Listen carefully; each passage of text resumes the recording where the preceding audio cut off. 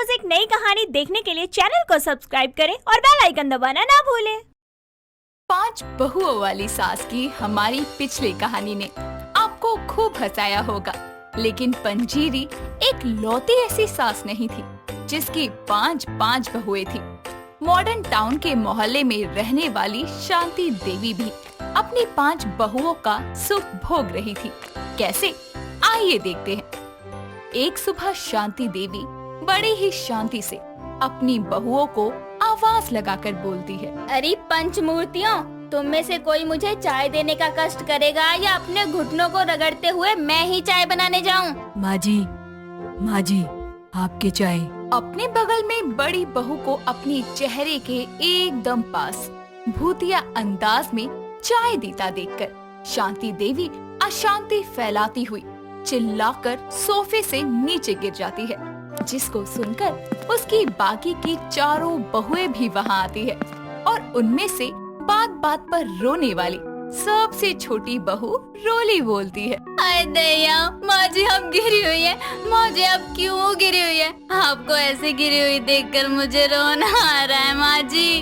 अरे मुई, इतने आंसू तो बहा दिए जैसे मैं गिरी नहीं स्वर्ग सिधार गई हूँ। शांति की इस बात पर उसकी चौथे बेटी की बीवी हेमा उसे कहती है। यूँ तो माँ जी सोफे के बीचों बीच बैठकर गिरने का कोई कारण नहीं होना चाहिए, फिर भी आप गिर गई।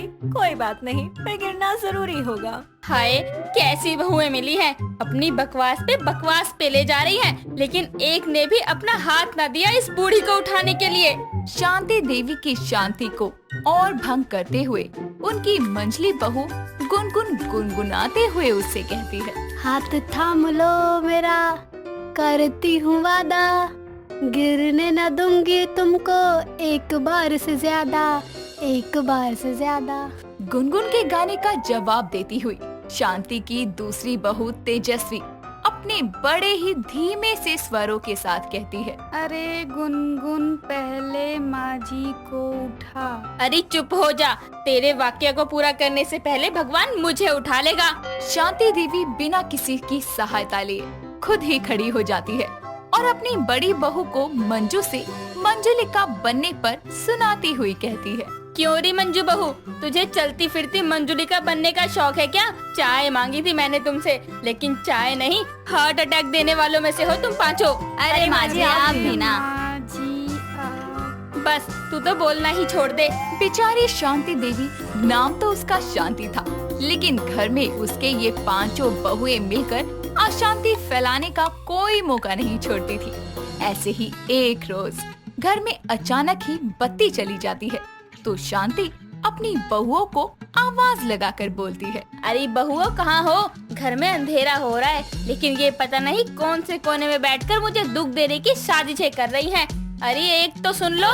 शांति इतना बोलते ही पीछे मुड़ती है तो वहाँ उसकी बड़ी बहू मंजू हाथों में मोमबत्ती लिए खड़ी होती है और उसे ऐसे चुड़ैल अवतार में देखकर एक बार फिर शांति देवी की सांसें रुकने को होती है। तभी मंजू कहती है। माँ जी, आपने अंधेरा भगाने को बोला था, देखो मैंने मोमबत्ती जला दी। अरे मुई, मेरी चिता जला दे इस घर को रोशन करने के लिए।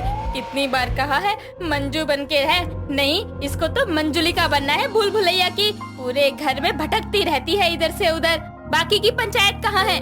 देखो मैं आ गई माँ जी, मैं आ गई। तो अब चली भी जा और देख लाइट क्यों गई है हमारी, और हमारी ही गई है या पूरे मोहल्ले की? शांति देवी ने अभी अपनी बात पूरी भी नहीं की थी कि तभी उसकी बहू तेजस्वी चिल्लाते हुए कहती है। माँ जी, रोली कमरे में बैठकर अरे जल्दी बोल ले, मुझे पनवेल निकलना है। रो रही है। अब इसे कौन सा दौरा पड़ गया? शांति देवी अपनी चारों बहुओं के साथ रोली के कमरे में जाती है, जहां वो देखती है कि रोली दहाड़े मार कर रो रही है। हाय दया माँ जी, मुझे रोना आ रहा है। अरे लेकिन रो क्यों रही है? कोई मर गया या छोड़कर चला गया? माँ जी मैं सुई धागे से कुछ सिल रही थी कि लाइट चली गई। माँ जी, लाइट मुझे छोड़कर क्यों चली गई? माँ जी मैं क्या करूँ? बिजली के खंबे से चिपक के मर जा। अरे लाइट जाने का दुख तो ऐसे मना रही है जैसे लाइट ना गई हो, तेरी सांस ही चल बसी हो। शांति देवी के तीखे स्वर सुनकर उसके घर की बत्ती लौट आती है, जिसके बाद वो अपनी पांचों बहुओं से कहती है, लाइट आ गई, अब मैं जा रही हूँ अपने कमरे में आराम करने। भगवान के लिए मुझे आराम करने देना, और जब मैं उठूँ तो बिना कहे मेरे सामने मेरी चाय होनी चाहिए। शांति अपने कमरे में जाकर आराम से सो जाती है। ऐसे ही कुछ घंटे बीतते हैं और जब शाम को शांति देवी की आंख खुलती है तो उसकी पांचों बहुएं हाथों में चाय लिए उसके बिस्तर के पास खड़ी होती है। ये देखकर शांति बोलती है, तुम पांचों मेरे सर पर क्यों खड़ी हो? माँ जी, चाय लेकर। चाय लेकर। अरे एक एक करके बोलो। माँ जी, आपने ही तो बोला था आपको उठने से पहले चाय मिलनी चाहिए, तो बस हम चाय लेकर खड़े हैं। गर्मा गर्म मैं चाय लाई, मजेदार गर्मा गर्म। माँ जी मैं भी आपके। तू तो रहने दे, जब तक तू बोलना खत्म करेगी चाय ठंडी हो जाएगी। और हाँ, मैं पांचों की चाय पीऊंगी, पूरी नहीं पी सकती लेकिन चख तो लूंगी। ला रोली बहू, पहले तेरी बनाई चाय पियो, वरना तो तू रोने लगेगी। लीजिए माँ जी। शांति देवी जैसे ही चाय का एक घूंट पीती है तो एकदम ठंडी चाय चखकर बोलती है, आए हाय, एकदम ठंडी है ये। मम्मी, मेरी बनाई चाय ठंडी हो गई। माँ जी अब मैं क्या करूँ, मैंने कितनी मेहनत से बनाई थी चाय। क्योंकि मेरी चाय इतनी स्वाद नहीं है। लेकिन रोली, तुम ये चाय अपनी तरफ से माँ जी को दे दो। मेरी चाय भी दे दो अपनी तरफ से। मेरी भी ले लो चाय। मेरी भी। अपनी बहुओं में इतना प्यार देखकर शांति देवी सबकी ठंडी चाय पी लेती है और शाम की वॉक के लिए मोहल्ले में निकल जाती है, जहां उसको अपने घर के बाहर ही उसकी पड़ोसन कमला दिखती है, जो शांति देवी के पास आकर कहती है, कैसी हो पांच पांच बहुओं वाली सास शांति देवी? बस कमला बहन, जिंदगी कट रही है। बहन, जिंदगी तो तुम्हारी सुकून में कट रही है। अब देखो, पांच पांच बहुएं होकर भी कितना प्यार है सास बहुओं में। कभी किसी को लड़ते नहीं देखा, झगड़ते नहीं देखा। सच में शांति, तेरी तो किस्मत चमक गई। ये तो है कमला बहन, पांचों बहनों की तरह रहती है, कभी किसी से ऊंचा नहीं बोलती और अपने पतियों की तो बहुत इज्जत करती है। नहीं तो आजकल की लड़कियां अपने पति को पति नहीं कुत्ता समझती हैं। शांति देवी अपनी बहुओं के गुण गा ही रही थी कि तभी उसके पांचों बेटे एक साथ घर आते हैं और अपनी माँ के पास आकर बाहर रुकते ही हैं कि तभी उनके पैरों के पास घर में से एक बर्तन आकर गिरता है और ये देखकर शांति कहती है, ये किसने फेंका? चलो माँ, अंदर जाकर देखते हैं। शांति अपने बड़े बेटे अंकित और बाकी बेटों के साथ अंदर जाती है तो देखती है कि जिन बहुओं की एकता की वो अभी मिसाल देकर आई थी, वो अंदर कुत्तों बिल्लियों की तरह लड़ रही है और एक दूसरे के बालों को पकड़ के बोलती है, छोड़ दे छोड़ दे छोड़ दे तू मेरे बाल, मैंने अगर पकड़ा तो सोच ले क्या होगा तेरा हाल। नहीं छोड़ूंगी। क्योंकि मैं तो जल्दी लड़ती नहीं, लेकिन अगर लड़ती हूँ तो फिर छोड़ती भी नहीं। माँ जी की कसम, जितना मर्जी रोलू आज, लेकिन ये बाल तो मैंने नहीं छोड़ने तुम्हारे। मैं भी नहीं छोड़ूंगी। हाय हाय, ये क्या कर रही है? बच्चों छुड़वाओ इनको। हाँ माँ, हम जाते हैं। अंकित अपने भाइयों के साथ जाकर अपनी अपनी पत्नियों को अलग अलग करने की कोशिश करता है।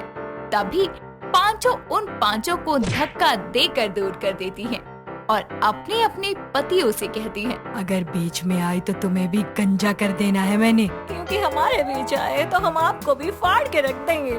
ना आना इस युद्ध में मेरे सजना। बेचारी शांति के बेटे बीवियों की धमकी से डरकर एक कोने में चुपचाप खड़े हो जाते हैं और शांति देवी अपनी अशांत बहुओं को देखकर अपना सर पकड़कर बैठ जाती है।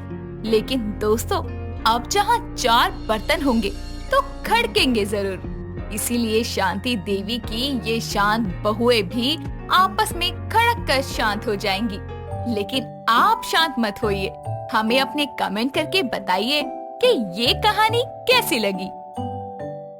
मंदिरा अपने बेड पर पसरी हुई फोन में चैटिंग कर रही होती है और तभी वहाँ उसकी माँ मंदाकिनी आती है और उसके बिखरे कमरे को देखकर हैरान हो जाती है और अपने सर पर हाथ रखकर बोलती है, हे राम, कैसी निकम्मी औलाद है मेरी। अरे ओ मंदिरा, मैंने तुझे कहा था ना कि मेरे आने से पहले कमरा साफ मिलना चाहिए। फिर ये सब क्या है? अरे माँ, वो मुझे अपने ईयरफोन्स नहीं मिल रहे थे, तो उसी को ढूंढने के चक्कर में कमरे का ये हाल हो गया। मैंने कपड़े और बुक्स तो कोने में डाल दिए हैं, बाकी चीजें आप सेट कर देना। ऐसे कपड़े कौन समेटता है बेटा? अरे इतनी बड़ी अलमारी क्या लाशें भरने के लिए लिया है? इसमें क्यों नहीं रखती कपड़े? और क्या सारा दिन अपने इस अधमरे फोन को खुद से चिपकाए घूमती रहती है? हाँ तो क्या करूँ, कब से कह रही हूँ मुझे नया फोन नहीं आईफोन दिला दो, पर आपके और भैया के कान तो बहरे हो जाते हैं ना। पिछले 4 सालों से इस एंड्रॉइड फोन को घिसे जा रही हूँ, अब तो ये भी कहता है मेरा अंतिम संस्कार कब करेगी तू। मंदिरा, ये फोन वोन सब मोह माया है बेटा, तू पढ़ाई पर क्यों नहीं ध्यान लगाती? और इस वक्त तेरी भाई की शादी होने वाली है, फोन छोड़ और कपड़े खरीदने पर ध्यान दे। और चल जल्दी से इस कचरा पेटी को साफ करने में मेरी मदद कर। इस बार भी मेरा आईफोन नहीं आएगा, बस बहुत हो गया। भैया की शादी के बाद मैंने किसी की नहीं सुनी और आईफोन लेके ही रहना है, चाहे जो हो जाए। अरे कौन सी दुनिया में चली गई है? काम कर जल्दी, कैसे हर चीज फैला रखी है, जल्दी हाथ चला। जिसके बाद मंदिरा मुंह बनाते हुए कमरा साफ करने में अपनी माँ की मदद करने लगती है। ऐसे ही समय बीतता है और उसके भाई रजनीश की शादी मीनाक्षी नाम की लड़की से हो जाती है। शादी के बाद जब मीनाक्षी का गृह प्रवेश होता है तो उन दोनों को अंदर आने से रोकते हुए मंदिरा बोलती है, अभी कहाँ अंदर, पहले मुझे नेक तो देते जाइए। अरे तू तो अपने घर की ही है, कल परसों तरसों लेती रहना नेक वेक। अभी अंदर आने दे, चल हट जल्दी। अरे ये क्या बात हुई माँ, देख लो भैया रस्म नहीं करने दे रहे। सही तो कह रही है मंदिरा। रजनीश जी, बहन भैया भाभी से नेक नहीं लेगी तो किससे लेगी?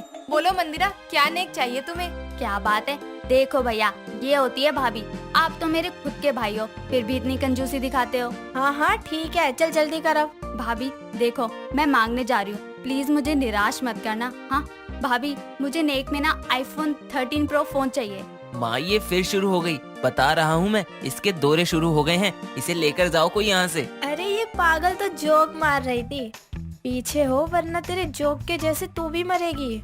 बहू तू अंदर आ, मंदिरा जाकर भाभी के लिए कलश लेके आ। इतना महंगा जोक कौन मारता है? आईफोन सुनते ही एक पल को तो मुझे हार्ट अटैक ही आ गया था। जिसके बाद मीनाक्षी का गृह प्रवेश होता है और वो अपने शुभ कदम अपने ससुराल में रखती है। और अगले दिन जब मीनाक्षी अपने कमरे में तैयार हो रही होती है, तभी वहाँ मंदिरा आ जाती है। उसे देखकर मीनाक्षी को उसकी नेक में आईफोन मांगने वाली बात याद आती है और वो मंदिरा के कुछ बोलने से पहले ही एक नेकलेस को लेकर उसे देते हुए बोलती है, ये लो तुम्हारा नेक, देखो देखो तुम्हें पसंद आएगा, हाँ देखो तो सही। भाभी मजाक मत करो, ये थोड़ी मांगा था आपसे, आप भैया से बात करो, वो आपकी बात जरूर सुनेंगे। मंदिरा, मैं कैसे बोल सकती हूँ? मैं तो खुद ये नोकिया का कीपैड वाला फोन यूज करती हूँ और ये भी मेरे मायके से आया है। इतना कहकर वो उसे अपनी कमर से अपना छोटा सा कीपैड वाला फोन निकाल कर दिखाती है, जिसे देखकर मंदिरा हैरान हो जाती है और बोलती है, भाभी लगता है मुझसे ज्यादा आपको नए फोन की जरूरत है, मतलब इससे अच्छा तो मेरा फोन है, कम से कम एंड्रॉइड तो है, 4 बार स्क्रीन टूट चुकी है लेकिन अभी भी काम करता है। मैंने भी किस गरीब से आईफोन की डिमांड कर दी, अब फिर भैया के आगे अर्जी लगानी पड़ेगी। नहीं, ये तो अभी ठीक ठाक काम कर रहा है और इसकी आवाज भी बड़ी तेज है, कमरे में बजता है तो हॉल तक आवाज जाती है। क्या भाभी, ये कीपैड वाले फोन आजकल तो काम वाली भी नहीं रखती। अरे आजकल एंड्रॉइड और आईफोन का जमाना है, गलती कर दी मैंने आपके पास आकर। इतना कहकर वो वहाँ से चली जाती है और उसकी बातें सुनकर मीनाक्षी का मुंह बन जाता है। ऐसे ही हर दिन मंदिरा रजनीश और अपनी माँ से आईफोन की डिमांड किया करती थी। एक दिन तंग आकर रजनीश बोलता है, मंदिरा तू सैमसंग, ओप्पो, वीवो, चल 5G वाला OnePlus में से कोई भी ले ले, बस आईफोन मत मांग, उसके लिए तेरे भाई को किडनी की कुर्बानी देनी होगी। क्या भैया, क्यों आप मजाक कर रहे हो? मुझे आईफोन ही चाहिए और वैसे भी इतना महंगा कहाँ है, 1 लाख के अंदर आ ही जाएगा। 1 लाख? हे भगवान, इतना महंगा फोन लेकर क्या करेगी? कौन से तेरे 36 बिजनेस चल रहे हैं जो आईफोन पे बात किए बिना ठप पड़ जाएंगे?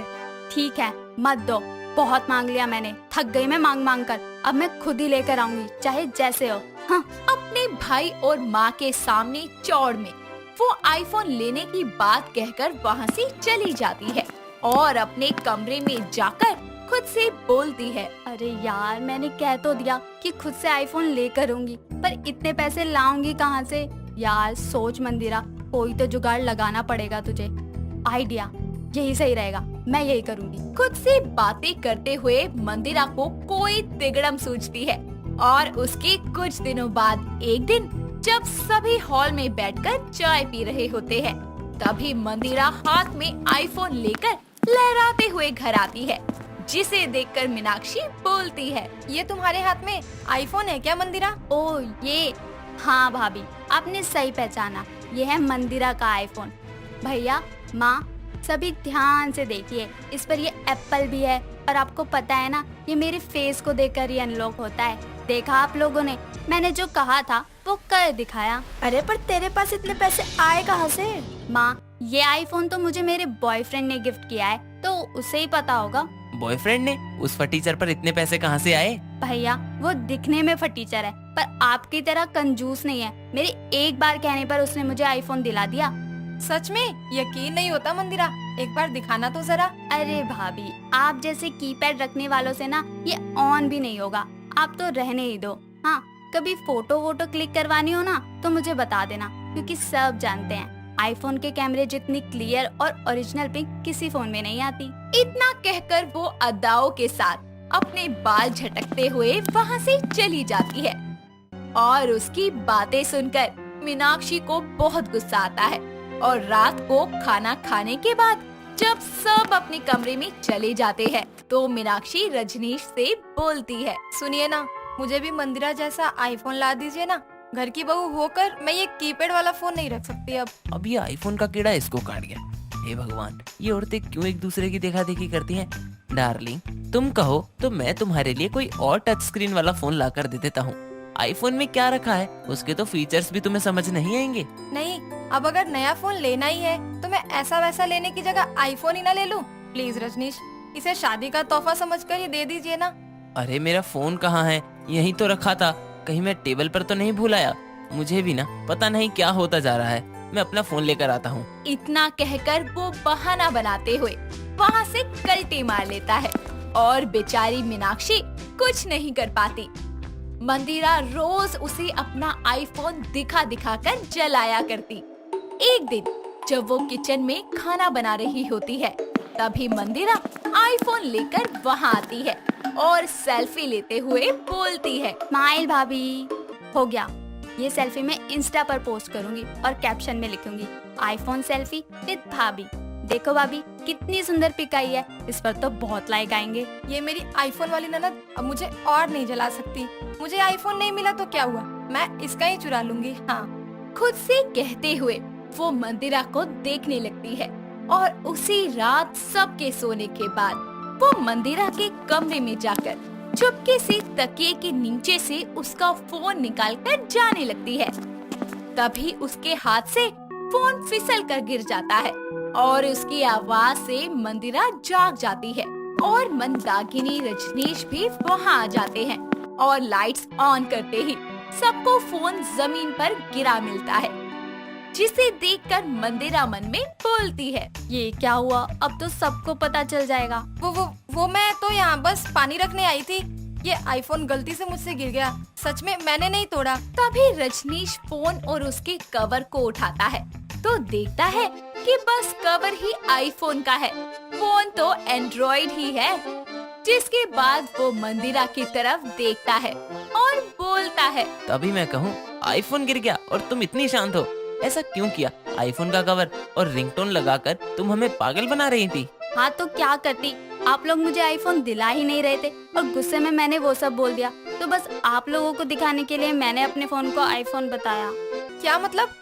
ये सच में आईफोन है ही नहीं और मैं इसे चुराने चली थी और मुझे लगा मेरी ननद आईफोन वाली हो सकती है, तो मैं क्यों नहीं।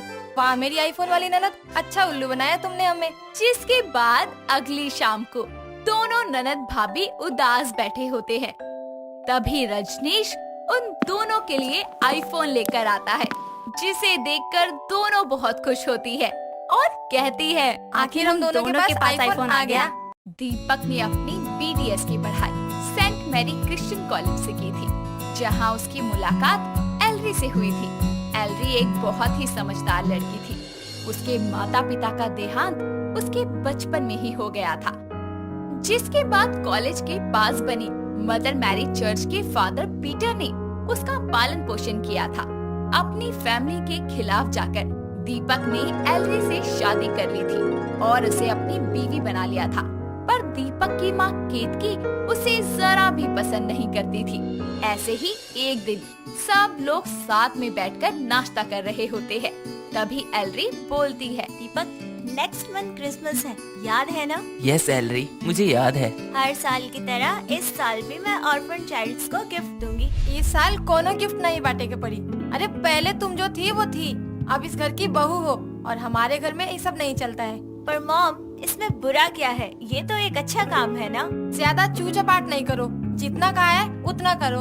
इतना कहकर केतकी वहाँ से चली जाती है और एलरी उदास हो जाती है। तभी दीपक उसे बोलता है, don't worry my love, everything gonna be okay. Okay Deepak, as you say, I am waiting for that day जब मॉम खुद मुझे अपने गले से लगाकर मुझे एक्सेप्ट कर लेंगी। इतना कहकर दोनों एक दूसरे को हक कर लेते हैं और कुछ देर बाद दीपक अपने क्लिनिक जाने के लिए घर से रेडी होकर निकल जाता है और एलरी घर के कामों में लग जाती है। ऐसे ही कुछ दिन बीत जाते हैं। एक दिन एलरी अपने फादर पीटर से मिलने चर्च जाती है। पीटर उसे देखकर बोलता है, ओह एलरी माय चाइल्ड, कैसी हो? आई एम गुड फादर, बस आपकी बहुत याद आ रही थी इसलिए यहाँ आ गई। What happened my child? Everything is okay? Yes yes, सब ठीक है। बस मेरी मदर इन लॉ है ना, वो मुझे थोड़ा पसंद नहीं करती है। परेशान मत हो, सब ठीक हो जाएगा। कभी कभी जब हमें समझ नहीं आता है कि क्या करना चाहिए, तब हमें सब कुछ गॉड पर छोड़ देना चाहिए। वो सब देख रहे हैं, वो कभी कुछ गलत नहीं होने देंगे। ओके फादर, मैं चलती हूँ। God bless you my child, take care. Thank you. इतना कहकर एलरी वहाँ से चली जाती है और वापस से घर जाकर अपने कामों में लग जाती है। ऐसे ही शाम को एलरी जमीन पर बैठकर प्रेयर कर रही होती है। थैंक यू परमेश्वर, हमें आज का ये खूबसूरत दिन देने के लिए, मेरे परिवार और सबको खुश रखने के लिए। एलरी इतना बोल ही रही होती है कि तभी केतकी वहाँ आ जाती है और जोर से चिल्लाते हुए बोलती है, ए एलरी केलरी, ये क्या बोल रही है तू? मॉम, मैं तो बस गॉड से प्रेयर कर रही थी। अरे भगवान का नाम लेना है तो हरे राम हरे मुरारी बोल दे। ये सब क्या बोल रही है? मॉम, नाम रहीम हो, वाहिगुरु हो, गॉड हो या कृष्णा हो, नाम तो भगवान का ही है ना। ए ज्यादा लेक्चर ना दे हमें, समझ गई? मॉम, मैं गलत नहीं कह रही हूँ, ट्रस्ट मी। आप बाइबल, गुरु ग्रंथ, कुरान, गीता कुछ भी खोल कर पढ़ लीजिए, सब में यही लिखा है कि भगवान एक है। हमारी आस्था करने के तरीके जरूर अलग हैं, पर भगवान तो एक ही है ना। देख बहू, मैंने जो कहा है उसे ध्यान से समझ ले और गांठ बांध ले। आज के बाद ये सब नहीं करेगी। अगर पूजा ही करनी है तो घर के मंदिर में कर, समझ गई? और हरे राम जप। और केतकी उसके जाने के बाद खुद से बोलती है, आई बड़ी मुझे धर्म का पाठ पढ़ाने वाली। अरे तुझे इस घर में बहू के रूप में झेल रही हूँ, ये कम है क्या? जो अब इसके तौर तरीके भी सीखूं। कभी नहीं, खुद को कभी भी उसके रंग में नहीं रंगने दूंगी। केतकी की बात मानकर एलरी कृष्ण भगवान के बारे में गूगल पर पढ़ती है, साथ ही देखती है कि उनकी पूजा अर्चना कैसे की जाती है। कुछ ही दिन के अंदर वो सब कुछ सीख लेती है और ऐसे ही एक सुबह वो जल्दी उठकर नहा धोकर तैयार होती है और गार्डन में से फूल तोड़ कर लाती है और उसकी माला पिरोती है, जिसके बाद वो मंदिर में पूजा करती है और कान्हा जी की आरती गाती है। आरती कुंज बिहारी की, श्री गिरिधर कृष्ण मुरारी की, गले में बैजंती माला, बजावे मुरली मधुर बाला। जैसे ही उसकी मधुर आवाज सबके कानों में पड़ती है, सब उठकर मंदिर में आते हैं। एलरी को आरती गाता देख केतकी का मुंह खुला का खुला रह जाता है। पूजा पूरी होने के बाद एलरी सबको प्रसाद देती है और पूजा की थाल मंदिर में रखती है और फिर केतकी का आशीर्वाद लेती है। तभी केतकी बोलती है, सदा सुहागिन रहो। आरती की तुम अच्छी बात है, पर यह मत समझना कि यह सब करके तुम हमारे दिल में जगह बना लोगी। तुम बस हमारे लल्ला की पसंद हो, हमारी पसंद कभी नहीं बन सका तो। इतना कहकर वो वहाँ से चली जाती है। तभी दीपक बोलता है, वाओ माय लव, सच में तुमने बहुत अच्छी आरती गाई है। मैं बहुत खुश हूँ। पर मॉम तो खुश नहीं हुई ना। डोंट वरी, वो भी हो जाएंगी। उम्मीद तो यही है कि एक दिन हो जाएंगी। जरूर मान जाएंगी। एलरी, गॉड तुम्हारा साथ देंगे। और हाँ, इस साल भी हम हर साल की तरह क्रिसमस पर बच्चों को तोहफे जरूर देंगे। सच में तुम साथ दोगे मेरा? बट मॉम, उन्हें कौन समझाएगा? उनकी चिंता तुम मत करो एलरी, वो सब मैं संभाल लूंगा। ओके ठीक है, पर ध्यान रखना कहीं मेरी वजह से तुम प्रॉब्लम में न फंस जाओ। इतना कहकर एलरी वहाँ से चली जाती है और दिन बीतते जाते हैं। पर एलरी के लिए केतकी की कड़वाहट कम होने का नाम ही नहीं लेती। ऐसे ही क्रिसमस वीक शुरू हो जाता है। एलरी दीपक के साथ मार्केट जाती है और बच्चों के लिए कई तरह की टॉफी, बुक्स, कपड़े, जूते और अन्य चीजें खरीदती है और सारे गिफ्ट चर्च में रखवा देती है। ऐसे ही क्रिसमस ईव आती है और बच्चे अपने अपने घरों में सेंटा क्लॉज के आने का वेट करने लगते हैं। तो वहीं रात को जब केतकी अपने कमरे में आराम से सो रही होती है तो एलरी सेंटा क्लॉज का ड्रेस पहनकर और नकली दाढ़ी मूछ लगाकर रेडी होती है और दीपक के साथ चर्च जाती है और वहाँ से सारे गिफ्ट्स को अपने झोले में डालती है और गिफ्ट बांटने के लिए निकल जाती है। जिसके बाद वो बेल बजाते हुए बोलती है, jingle bell jingle all the way, Santa is coming along, riding on the sleigh। इतना कहकर वो बच्चों को गिफ्ट देती है और उनको क्रिसमस विश करती है। ऐसे ही वो गिफ्ट देती हुई आगे बढ़ रही होती है कि तभी उसके सामने केतकी आ जाती है और उसे ऐसे देखकर जोर जोर से चिल्लाना शुरू कर देती है। अरे नालायक, ये सब का है? तो का मना किया था ना कि मत कर ये सब, पर तो का तो हमारी बात मानने की आदत ही नहीं है। आज के बाद तू हमारे घर में एक कदम भी नहीं रखेगी, कह देते हैं हम, समझ गई? बट मॉम, एक बार मेरी बात तो सुनिए। एलरी इतना बोल ही रही होती है कि उनके पास एक फटे हाल में बच्ची आती है और आकर बोलती है, सेंटा, मेरा गिफ्ट कहाँ है? मैंने विश किया था कि मुझे कपड़े मिल जाए। आप मेरा तोहफा लाए हैं ना? यस माय चाइल्ड, ये लो तुम्हारा gift. Merry Christmas. Thank you Santa, हमारे घरों में खुशियाँ भरने के लिए। आप कभी ये नहीं देखते कि कौन हिंदू है, कौन मुसलमान है, कौन सिख है, कौन ईसाई है, बस सबको खुशियाँ देते हैं। हमने कभी गॉड को तो नहीं देखा, बस सेंटा को देखा है। गॉड खुद हर जगह नहीं जा सकते, इसीलिए वो आपको भेज देते हैं हमें ब्लेसिंग देने के लिए। इतना कहकर वो बच्ची चली जाती है और उसकी बातें सुनकर केतकी की आंखों में आंसू आ जाते हैं और वो एलरी से बोलती है, माफ करना बहू, तू तो बहुत नेक काम कर रही है। हमें ही बहल बुद्धि रहे जो तो का समझ नहीं पाए। मॉम प्लीज, आप कुछ मत कहिए, चलिए मेरे साथ, हम गिफ्ट बांटते हैं। इतना कहकर वो बेल बजाती है और फिर से गाती है और सारे बच्चों को गिफ्ट बांटती है। कुछ देर बाद दोनों घर आ जाते हैं जहाँ दीपक एलरी का वेट कर रहा होता है और केतकी और एलरी को एक साथ हंसता मुस्कुराता देखकर वो थोड़ा शॉक्ड हो जाता है। जिसके बाद एलरी उसे सारी बात बताती है और केतकी बोलती है, बहू एक बात कहे, सब कुछ तो समझ में आ गवा, पर वो जिंगल बेलवा समझ में नहीं आया। वो क्या कह रही थी, बता तो। वो ये था माँ जी, जिंगल बेलवा जिंगल बेलवा जिंगल बेलवा बाजीला, पक्की दाढ़ी वाला बुढ़वा झोला लेकर भागेला, घर घर ये जायला, गिफ्ट बाटेला, बच्चा चिल्लावे देखो सेंटा आवेला। एलरी का गाना सुनकर सब मुस्कुराने लगते हैं।